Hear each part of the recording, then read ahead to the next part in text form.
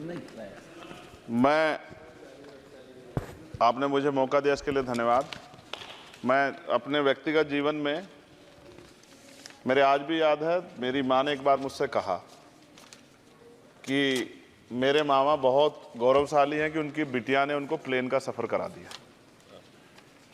क्योंकि हम गांव से आते हैं, किसान परिवार से हैं, तो हर चीज़ की हमारे लिए अहमियत है। मैंने भी ये तय किया था कि मैं अपनी सैलरी से अपनी माँ को एक बार हवाई जहाज़ का सफ़र ज़रूर कराऊंगा। अब हालात ऐसी हैं, आप बेहतर जानते हैं, हमने देश भी जानता है, सब लोग जानते हैं कि गरीब आदमी हवाई जहाज़ में सफ़र नहीं कर सकता। प्रधानमंत्री जी तो कहा था बहुत दिन पहले कि चप्पल वाला जो है हवाई जहाज़ में सफ़र करेगा, लेकिन आज हालात ऐसे, किराया भाड़ा इतना बढ़ गया है, जो नीतियाँ हैं उसकी वजह से, कि गरीब आदमी सफ़र नहीं कर सकता है। गरीब आदमी तो ट्रेन में एसी के डब्बे में सफ़र नहीं कर सकता, इस तरह के हालात।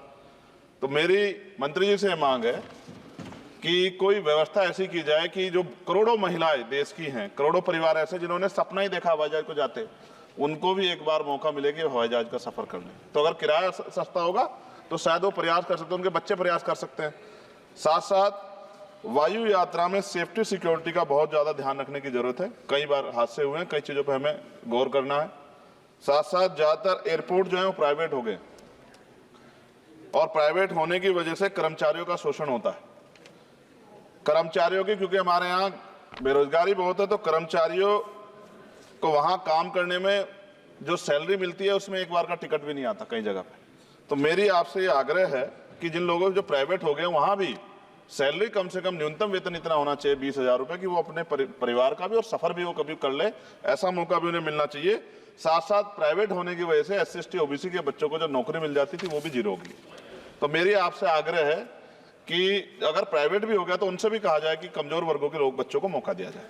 साथ साथ नगीना में जहां जिन्होंने मुझे चुन के भेजा, मैं उनका धन्यवाद करता हूं, उस क्षेत्र का, वहां एयरपोर्ट नहीं, और लंबे समय से उनकी ये मांग, वहां पायलट ट्रेनिंग स्कूल भी नहीं है, एरोस्टेस ट्रेनिंग स्कूल भी वहां खोलना चाहिए, क्योंकि ग्रामीण क्षेत्रों की प्रतिभाओं को नकारना नहीं चाहिए। साथ साथ मेरा जिला जो है सहारनपुर, वहां एयरपोर्ट पुराना है, वो डिफेंस का है, सरसावा में, लेकिन वहां से पैसेंजर जो है यात्रा के लिए कोई सुविधा नहीं। और साथ साथ एक जगह है छुटमलपुर, क्रांतिकारी जगह है, जहां हम पैदा हुए, क्रांतिकारी जगह है ही वो सर। तो वहां पे भी हवाई पट्टी की जो है स्थापना जो है सरकार को करानी चाहिए। हमारे लोगों को, छुटमलपुर के लोगों को बहुत अच्छा लगे और फायदा भी होगा, बहुत सारा जो है आसान हो जाएगा जनता के लिए।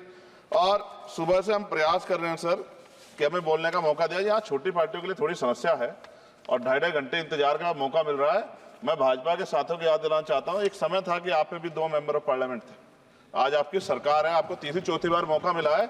अगर हम लोग भी ज्ञान की कमी थोड़ी है किसी में, ऐसा तो रानी के पेट से ही राजा पैदा होता है या कोई माँ के पेट सीख के आता है। हम तो संघर्ष करके आए 15-15 साल, तो जब हमें मौका ही नहीं मिलेगा, अपनी बातें रख पाएंगे तो हमारी बात कैसे पहुंचेगी। साथ साथ मेरा आपसे आग्रह है, ये मेरी मांग नहीं है, ये पंजाब के लोगों की मांग है। देश के प्रधानमंत्री जब कह के आए थे पंजाब में, कह के आए थे पंजाब में कि जब आदमपुर एयरपोर्ट का नाम जो है सतगुरु रविदास जी महाराज के नाम पर करने के लिए कह के आए थे प्राइम मिनिस्टर। आप पता करा लो, ऑन रिकॉर्ड है, प्राइम मिनिस्टर ने अपनी स्पीच में कहा जब पंजाब गए कि हम इस जालंधर में जो एयरपोर्ट है आदमपुर में, कि हम उसका नाम सतगुरु रविदास जी महाराज के नाम पे करेंगे। लेकिन सर दावे और वादे हैं, कब तक ये खोखले वादे होते रहेंगे। देश के प्रधानमंत्री की बात का कोई सम्मान होना चाहिए। क्या सरकार, ये मंत्री जी नहीं सुनना चाहते, या फिर उन्होंने झूठा वादा कर लिया, इन पे भी ध्यान देना चाहिए। लेकिन साथ साथ मेरी मांग भी है, मैं पुनः इस बात को दोहराऊंगा सर, कि गरीब लोग, मैं गांव में जाता हूं, मीटिंगों में जाता हूं, पूछता हूं महिलाओं से, कभी हवाई जहाज सफर किया? मैं लाखों लोगों से मिल चुका, आज तक गरीबों ने हाथ नहीं उठाया सर कि उन्होंने हवाई जहाज का सफर किया, हेलीकॉप्टर का भी नहीं किया है। क्योंकि सर इस देश में आर्थिक गैर बराबरी बहुत बड़े पैमाने पे है। गरीब पैदा होता है, मर जाता, ना अच्छा इलाज मिलता, ना सुविधाएं मिलती, बस उसका जीवन है कि वो पैदा हो गया, ऐसा लगता है मजबूरी में पैदा हो गया, उसको पैदा ही नहीं होना चाहिए था। इस देश में कमजोर वर्गों के लोगों का भी सम्मान होना चाहिए, उनको अवसर मिलना चाहिए।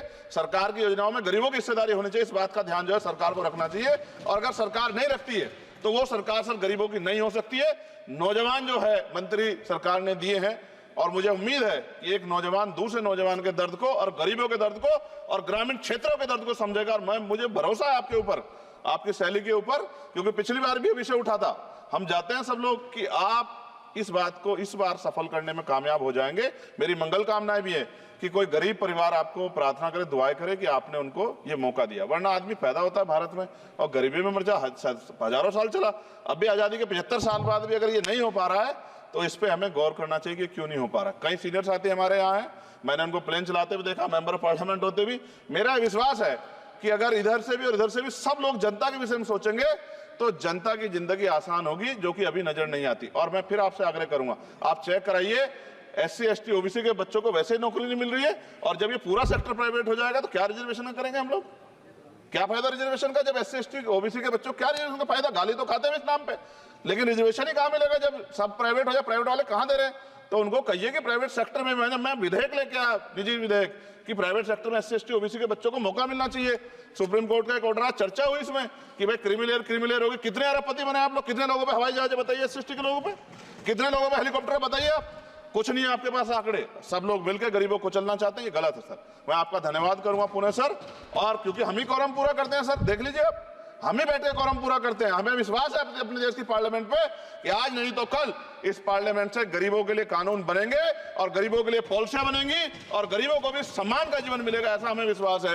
मैं आपका धन्यवाद करता हूं और मुझे उम्मीद है नौजवान हमारे मंत्री से कि वो गरीबों की बात को सुनेंगे और हम लोगों की पीड़ा को समझेंगे और हमारे क्षेत्रों में काम कराने का। धन्यवाद।